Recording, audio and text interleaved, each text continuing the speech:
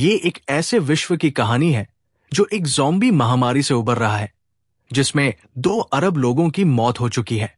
इस संकट के बाद एक ऐसी जगह बनाई गई है जिसका नाम है द रिजॉर्ट, एक लग्जरी वेकेशन डेस्टिनेशन जहां मेहमान बचे हुए ज़ॉम्बीज को खेल खेल में मार सकते हैं। इसकी सीईओ वैलेरी विल्टन को लगातार विवादों और विरोध प्रदर्शनों का सामना करना पड़ता है, क्योंकि लोग डरते हैं कि ये जगह एक नया प्रकोप शुरू कर सकती है। खासकर इसलिए क्योंकि ये रिजॉर्ट होप 4U नामक एक चैरिटी संस्था के कैंपों के पास बना है, जहां महामारी के शरणार्थी रहते हैं। हमारी नायिका है मेलानी गिब्स, एक युवा महिला जो अपने पिता की मौत के बाद एक सर्वाइवर सपोर्ट ग्रुप में हिस्सा ले रही है ताकि खुद को मानसिक रूप से संभाल सके। इस ग्रुप में किसी ने द रिजॉर्ट में बिताए अनुभव को साझा किया और इसकी सिफारिश की। इससे मेलानी को भी वहां जाने की इच्छा हुई। वो अपने बॉयफ्रेंड और पूर्व सैनिक लुइस इवांस को ये बात बताती है, जो पहले तो हैरान होता है लेकिन फिर उसके साथ जाने के लिए राजी हो जाता है। कुछ दिनों बाद दोनों रिजॉर्ट के लाउंज में पहुंचते हैं, जहां बाकी मेहमानों से मुलाकात होती है। कुछ अधेड़ उम्र के व्यापारी, 2 किशोर गेमर जैक और एल्फी, और सैडी, एक युवा महिला जिसका मंगेतर शादी के दिन नहीं आया। जब सब लोग नाव के तैयार होने का इंतजार कर रहे होते हैं, मेलानी खिड़की से एक छोटी लड़की को देखती है जो पास के शरणार्थी कैंप की होती है। वो अब भी विश्वास नहीं कर पा रही कि ये कैंप इतनी बड़ी समस्या क्यों माने जाते हैं। नाव से वे द्वीप पहुंचते हैं और फिर जीपों में बैठकर रिजॉर्ट की मुख्य इमारत की ओर बढ़ते हैं। उनके साथ आखिरी मेहमान आता है, आर्चर, एक चुपचाप रहने वाला अनुभवी सैनिक। रिजॉर्ट दिखाने के बाद सभी को एक ओरिएंटेशन में ले जाया जाता है, जहां एक शूटिंग रेंज होता है। जैक और एल्फी इसे एक वीडियो गेम की तरह खेलते हैं, लेकिन मेलानी ने कभी बंदूक नहीं चलाई होती, इसलिए लुइस उसे सिखाता है। रात को सभी मेहमानों को स्विमिंग पूल के पास एक पार्टी में बुलाया जाता है, जहां वैलेरी स्वागत भाषण देती है और उसके पीछे एक जंजीरों में बंधा ज़ॉम्बी खड़ा होता है। आर्चर भाषण नहीं सुनता क्योंकि वो देखता है कि सैडी चुपके से निकल रही है और उसका पीछा करता है। वो देखता है कि सैडी एक कंट्रोल रूम में घुसती है और सुरक्षा प्रणाली से कुछ डेटा एक USB ड्राइव में डाउनलोड करती है। अगली सुबह मेलानी देखती है कि पार्टी वाला ज़ॉम्बी अब इमारत से घसीटा जा रहा है, जिससे उसके विचारों में बदलाव आने लगता है। उसी समय इंजीनियर्स को सिस्टम में 3 करप्ट फाइलें मिलती हैं, लेकिन वे वैलेरी को बताने से डरते हैं और चुपचाप उन्हें ठीक करने की कोशिश करते हैं। सभी मेहमान पार्क जाने के लिए फिर से जीपों में बैठते हैं और गाइड्स को सौंपे जाते हैं। मेलानी के ग्रुप का गाइड है टॉम नेविन्स। रास्ते में मेलानी देखती है कि ज़ॉम्बी पिंजरों में जानवरों की तरह बंद है। एक अलार्म बजता है, लेकिन इंजीनियर उसे जल्दी शांत कर देता है। गाइड समझाते हैं कि पार्क को अलग अलग सेक्शंस में बांटा गया है और सभी जोन जबरदस्त फेंस से सुरक्षित है। वे नियम भी दोहराते हैं। 1. वायरस सिर्फ ज़ॉम्बी के काटने से फैलता है, खून से नहीं। 2. जो ज़ॉम्बी ताजा है वे ज्यादा तेज होते हैं। 3. सिर्फ सिर पर गोली मारने से ही वे मरते हैं। व्यापारी एक ऐसी बिल्डिंग में ले जाए जाते हैं जहां ज़ॉम्बीज को खिड़कियों और दरवाजों पर जकड़ा गया होता है और वे उनका आमना सामना करके उन्हें मारते हैं। मेलानी और बाकी लोग एक पहाड़ी पर ले जाए जाते हैं, जहां से उन्हें दूर से शूटिंग करनी होती है। सैडी भाग नहीं लेती, जैक और एल्फी बार बार चुकते हैं, जबकि लुइस और आर्चर हर बार सिर पर मारते हैं। जब मेलानी की बारी आती है तो वो गोली नहीं चला पाती, क्योंकि उसे लगता है कि ज़ॉम्बी उसे देख रहा है। शाम को कैंप साइट पर सभी के लिए टेंट लगे होते हैं। मेलानी को पछतावा होने लगता है कि वो यहां क्यों आई, लेकिन लुइस उसे एक और मौका देने को कहता है। सैडी पहले आर्चर से बात करती है, जो पूछता है कि वो क्यों नहीं खेल में शामिल हुई। वो कहती है कि ये उसके एक्स-फियोंसे की पसंद थी। बाद में जैक और एल्फी उस पर इंप्रेशन जमाने की कोशिश करते हैं, लेकिन सैडी उन्हें नजरअंदाज कर देती है। मुख्यालय में अब भी सिस्टम की गड़बड़ी ठीक नहीं हो पाई है और वैलेरी एक फुल डायग्नोसिस का आदेश देती है। इंजीनियरों को पता चलता है कि पिछले दिन सिस्टम में अनथराइज्ड एक्सेस हुआ था और उस दौरान कुछ डेटा डाउनलोड हुआ था, लेकिन कोई वायरस भी सिस्टम में छोड़ा गया था। वैलेरी जैसे ही सुरक्षा को बुलाने वाली होती है, सिस्टम पूरी तरह फेल हो जाता है। इंजीनियर भागने की कोशिश करता है, लेकिन ज़ॉम्बीज कंट्रोल रूम पर हमला कर देते हैं और वहां मौजूद सभी लोगों को मार देते हैं। पार्टी वाला ज़ॉम्बी वैलेरी को पहचान लेता है और उसका पीछा करता है, जिससे डरकर वो अपने ऑफिस में भाग जाती है और खुद को अंदर बंद कर लेती है। जब बार बार सिस्टम रिबूट नहीं होता तो ब्रिमस्टोन प्रोटोकॉल एक्टिवेट हो जाता है। इसका मतलब है कि कुछ घंटों में पूरे रिजॉर्ट को बम से उड़ा दिया जाएगा। कैंप में मेलानी और सैडी सो नहीं पा रही होती है, तो वे एक साथ बैठकर कुछ पीती है और रिजॉर्ट की नैतिकता पर सवाल उठाती है। तभी एक ज़ॉम्बी चुपचाप उनके पास आ जाता है। मेलानी बाकी सभी को जगाने चली जाती है और सैडी बंदूक तानकर खड़ी होती है, लेकिन गोली नहीं चला पाती। तभी आर्चर आता है और ज़ॉम्बी को मार देता है। नेविन्स इस स्थिति से बहुत चिंतित हो जाता है, क्योंकि बाड़े ज़ॉम्बियों को पास आने से रोकने के लिए थी। वो जीप की लाइटें चालू करता है ताकि आसपास की स्थिति को बेहतर तरीके से देखा जा सके। तभी उन्हें एक ज़ॉम्बी की भीड़ आती दिखती है, जिससे डरकर लड़कियां एक टेंट के पीछे छिप जाती है और पुरुष कैंप की रक्षा करने लगते हैं। नेविन्स जीप में बैठकर मुख्यालय से संपर्क करने की कोशिश करता है, लेकिन उसे केवल एक रिकॉर्डिंग सुनाई देती है जिसमें ब्रिमस्टोन प्रोटोकॉल के सक्रिय होने की सूचना होती है।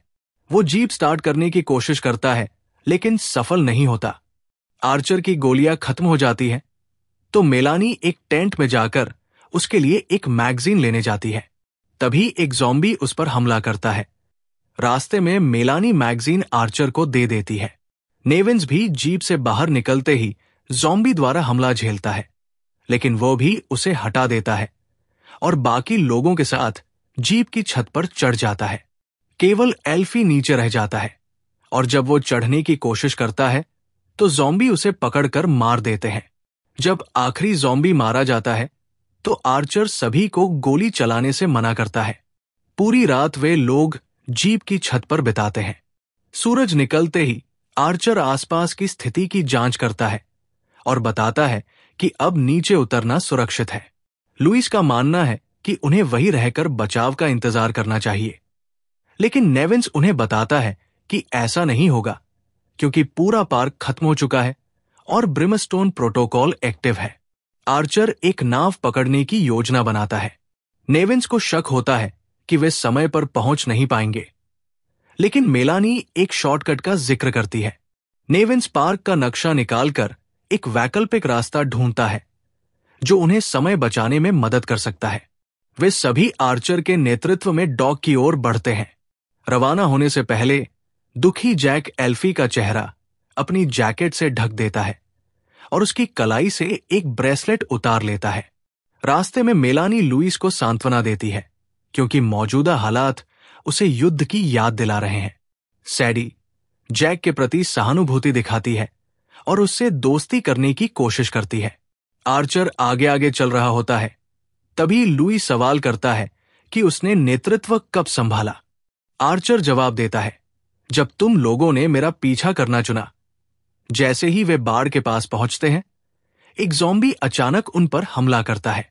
नेविन्स उसे मार देता है, लेकिन तब पता चलता है कि वो ज़ॉम्बी उसका साथी गाय था। नेविन्स हैरान होता है कि सुरक्षा के बावजूद ये सब कैसे हो रहा है। जैक कहता है कि ये किसी हैकर की करतूत है, या तो बाहर से या किसी अंदर के व्यक्ति की। ये सुनकर सैडी को एहसास होता है कि ये सब शायद उसकी वजह से हो रहा है। जब वे बाड़ तक पहुंचते हैं तो देखते हैं कि एक जीप उससे टकरा गई है और रास्ता रोक रखा है। सभी को एक एक करके जीप और बाड़ के बीच से निकलना होता है। तभी एक और ज़ॉम्बी हॉर्ड आता है। आर्चर और नेविन्स पीछे रहकर ज़ॉम्बियों को रोकते हैं, जबकि बाकी सभी बाड़ पार कर जाते हैं। एक ज़ॉम्बी जीप के अंदर से अचानक जाग जाता है और मेलानी को काटने की कोशिश करता है, लेकिन सैडी उसे मार देती है और लुइस को जीप में पड़ी एक बंदूक मिल जाती है, जिससे वो बाकी ज़ॉम्बियों पर हमला कर सकता है। जब आर्चर और नेविन्स बाड़ पार करते हैं तो एक ज़ॉम्बी अंदर घुसकर नेविन्स को काट लेता है। वो टूट जाता है, लेकिन मेलानी उसे दिलासा देती है। तभी लुइस उसकी कनपटी पर गोली मार देता है, जिससे मेलानी गुस्सा हो जाती है। आगे बढ़ते हुए वे उस इमारत में पहुंचते हैं जहां पहले व्यापारी ज़ॉम्बियों को मारने का खेल खेलते थे। अंदर जाने से पहले आर्चर सैडी से सच्चाई बताने को कहता है। सैडी बताती है कि वो लिविंग 2 इंच नामक एक अंडरग्राउंड एक्टिविस्ट ग्रुप की सदस्य है और उसने पार्क की अनैतिक गतिविधियों का सबूत इकट्ठा करने के लिए फाइलें डाउनलोड की थी। जैक कहता है कि उसे इस्तेमाल किया गया और जो उसने डाउनलोड किया उसी के जरिए वायरस भी सिस्टम में घुस गया। लुइस और जैक दोनों उसे दोषी ठहराते हैं, लेकिन मेलानी सैडी का साथ देती है और वादा करती है कि वे उसे पीछे नहीं छोड़ेंगे। वे एक सुरंग के जरिए हेडक्वार्टर पहुंचने की कोशिश करते हैं। मेलानी, लुइस और आर्चर तो सुरक्षित निकल जाते हैं। सैडी और जैक एक खाली कमरे से गुजरते हैं जहां एक ज़ॉम्बी अब भी जंजीरों में होता है। वे उसे मरा हुआ समझकर आगे बढ़ते हैं, लेकिन वो अचानक जीवित हो उठता है और सैडी को काट लेता है। सैडी खुद को बलिदान करने का निर्णय लेती है ताकि जैक भाग सके। वो उसे अपना USB स्टिक देती है और खुद ज़ॉम्बियों के बीच चली जाती है। जैक बाकी लोगों से फिर जुड़ता है और उनके पीछे ज़ॉम्बी आते हैं, लेकिन वे सब मिलकर एक बाड़ पार कर जाते हैं और दरवाजा बंद कर देते हैं। जब मेलानी सैडी के बारे में पूछती है तो जैक बस उसे USB स्टिक थमा देता है। अब बमबारी शुरू होने में केवल 1 घंटा बचा है। चारों लोग रिजॉर्ट की इमारत में प्रवेश करते हैं और एक अंधेरे कमरे में चले जाते हैं, क्योंकि वही एकमात्र खुला दरवाजा होता है। वहां जमीन पर खून और जानवरों के बाड़े जैसे रेलिंग होते हैं जो ज़ॉम्बी की उपस्थिति से हिलने लगते हैं। वे भागते हुए ओवन रूम तक पहुंचते हैं जहां दीवारें गर्म होती हैं और एक लोहे की बाड़ होती है जिसे आर्चर जबरन खोलता है। वे एक सामान्य कमरे में आते हैं और सोचते हैं कि ये सब क्या था। तभी एक ज़ॉम्बी छत से कूदकर जैक पर हमला करता है। आर्चर उसे मार देता है, लेकिन तब तक जैक को काटा जा चुका होता है। दुखी और रोती हुई मेलानी मुंह फेर लेती है, जबकि आर्चर उसे भी मार देता है। वे एक इन्फर्मरी में पहुंचते हैं जो होप 4U कैंप से घिरी होती है। तभी उन्हें एहसास होता है कि रिजॉर्ट शरणार्थियों का इस्तेमाल ज़ॉम्बी बनाने के लिए कर रहा था और ओवन में उन्हें धीरे धीरे बूढ़ा कर रहा था ताकि वे तेज न बने। एक टेंट के पीछे हलचल होती है और वही छोटी लड़की सामने आती है जिसे मेलानी ने सबसे पहले देखा था। अब वो भी ज़ॉम्बी बन चुकी है। तभी ज़ॉम्बियों की भीड़ सामने आ जाती है और वे वापस भागते हैं। आर्चर और मेलानी दरवाजे को शरीर से रोकते हैं, जबकि लुइस एक चेन पकड़कर ऊपर चढ़ जाता है। मेलानी हैरान होती है कि वो उन्हें छोड़ गया। आर्चर उसे चढ़ने को कहता है और खुद दरवाजा पकड़े रहता है। ऊपर चढ़ते हुए मेलानी नीचे झांकती है और देखती है कि आर्चर उसे सैडी का डेटा उजागर करने का वादा करने कह रहा है। फिर वो दरवाजा खोलता है और भीड़ में कूद पड़ता है। अब बमबारी शुरू होने में केवल 15 मिनट बचे हैं। मेलानी कई गलियारों से दौड़ती है। एक शव से बंदूक उठाकर रिजॉर्ट के एक लग्जरी रूम में पहुंचती है जो शवों और ज़ॉम्बियों से भरा होता है। अचानक लुइस वहां आता है, दरवाजा बंद करता है और माफी मांगता है। फिर दिखाता है कि उसे काट लिया गया है। मेलानी उस पर बंदूक तानती है, लेकिन वो खुद उसे मार नहीं पाती, इसलिए वो बंदूक लुइस को पकड़ा देती है और उसे खुद ही ये काम करने के लिए छोड़कर वहां से निकल जाती है। तभी ज़ॉम्बियों की भीड़ कमरे में घुस जाती है। मेलानी एक शव से दूसरी बंदूक उठाती है और फिर से भागने लगती है, जब तक कि वो कंट्रोल रूम तक नहीं पहुंच जाती। अचानक एक दरवाजा खुलता है और एक हाथ उसे खींचकर एक और कमरे में ले जाता है, लेकिन वो कोई और नहीं बल्कि वैलेरी होती है। इसके बाद वो मेलानी की बंदूक छीनने की कोशिश करती है और दोनों के बीच झड़प शुरू हो जाती है। इस दौरान कुछ ज़ॉम्बी वैलेरी पर टूट पड़ते हैं और उसे खाने लगते हैं, जबकि बाकी मेलानी का पीछा करते हैं। बमबारी की उल्टी गिनती खत्म होने से ठीक पहले मेलानी ऑफिस से बाहर निकलने में कामयाब हो जाती है। वो दौड़ती जाती है जबकि ज़ॉम्बी उसका पीछा करते हैं और समुद्र में कूद जाती है, और उसी पल पूरा द्वीप बमबारी से तबाह हो जाता है। 3 हफ्ते बाद पता चलता है कि जांचकर्ताओं को अब भी ये नहीं मालूम कि इस पूरी घटना की शुरुआत कैसे हुई। मेलानी जीवित बच गई है और अब वो टीवी पर नजर आती है, जहां वो सैडी द्वारा इकट्ठा की गई सारी जानकारी सार्वजनिक कर देती है। लेकिन वो अकेली सर्वाइवर नहीं है। आर्चर भी जिंदा है और कहीं से टीवी पर उसे देख रहा है, गर्व से मुस्कुराता हुआ। जैसे ही एक रिपोर्टर रिजॉर्ट केस में हुई नवीनतम घटनाओं पर रिपोर्ट करता है, समुद्र के किनारे रिजॉर्ट के बीच से ज़ॉम्बियों की एक भीड़ बाहर निकलती है और इसी के साथ प्रसारण समाप्त हो जाता है।